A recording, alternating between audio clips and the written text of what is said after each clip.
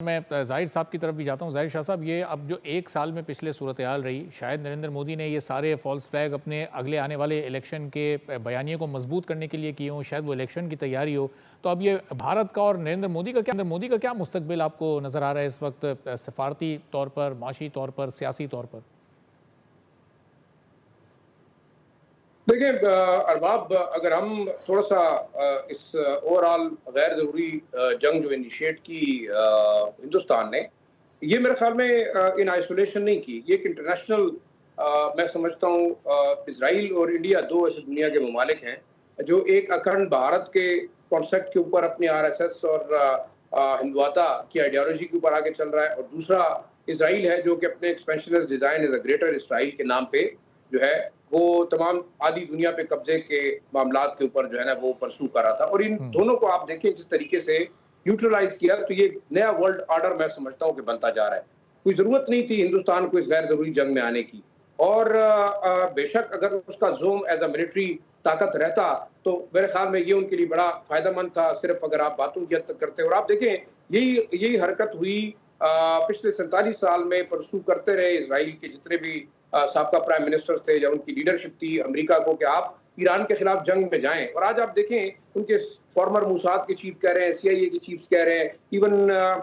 MI5 اور even جو وہاں کے جو باقی ملٹری ایکسپرٹس ہیں ان کا یہی خیال تھا کہ امریکہ کو کبھی بھی مسل ٹیسٹ کرنے نہیں چاہیے تھے ایران کے خلاف. اور یہ بہت بڑا آپ سمجھ لیں as a super power in the last 250 year جتنی انہوں نے گین کی تھی، وہ آج میں یہ سمجھتا ہوں کہ انہوں نے بھی لوز کی. جو ہندوستان نے اپنے آپ کو ایک اکنامک پاور کے طور پہ، ایک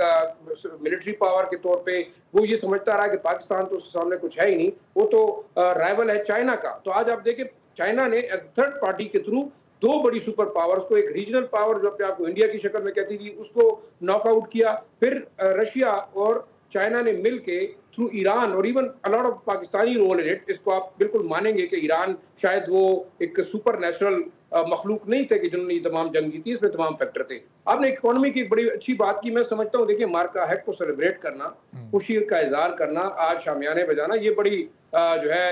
اچھی بات ہے، ہمیں سیلیبریٹ کرنا چاہیے. لیکن اس سے آگے کیا ہے؟ کیا ہم ملٹری پاور تو بن گئے، کیا اس طاقت کو، اس فتح کو ہم سسٹین کریں گے؟ ہم اس وقت تک ارباب سسٹین نہیں کر سکتے جب تک ہماری اکانومی بہتر نہیں ہوتی. اور اکانومی بہتر کرنے کے لیے آپ کو دیکھیں مڈل ایسٹ کے اندر جتنی آپ کے اشرافیہ کی انویسٹمنٹ تھی، میرے خیال میں ہم اپنے پروگرام کے توسط سے فیلڈ مارشل صاحب اور ان کی ٹیم کو یہ بھی کہیں گے،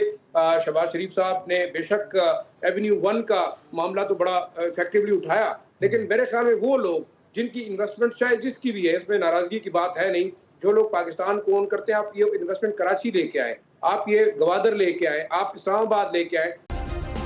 سبسکرائب کریں اور بیل دبائیں تاکہ کوئی خبر رہ نہ جائے.